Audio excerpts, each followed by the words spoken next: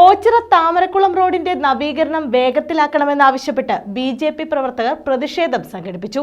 പൊതുമരാമത്ത് വകുപ്പും ജലസേചന വകുപ്പും അനാസ്ഥ കാട്ടുകയാണെന്ന് ബി.ജെ.പി. ആരോപിച്ചു.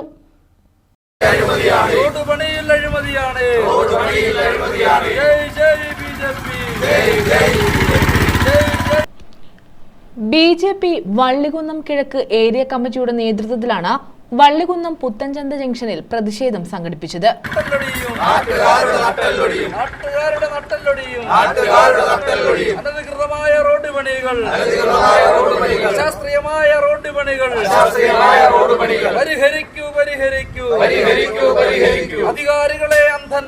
അധികാരികളെ അന്ധന്മാരെ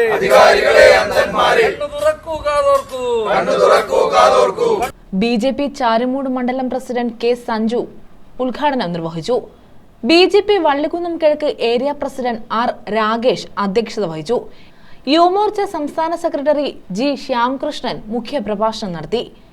ലീഗൽ സെൽ ജില്ലാ കൺവീനർ അഡ്വക്കേറ്റ് ഹരീഷ് കാട്ടൂർ, ജില്ലാ സെൽ കൺവീനർ അനിൽ വള്ളികുന്നം, ജില്ലാ കമ്മിറ്റി അംഗം ഈരിക്കത്തറ രാജേന്ദ്രനാഥ്, ഉദയകുമാർ, വിജയൻ തുണ്ടിൽ, ശശിധരൻ പിള്ള, ശിവൻകുട്ടി നായർ, വാസുദേവൻ പിള്ള തുടങ്ങിയവർ നേതൃത്വം നൽകി.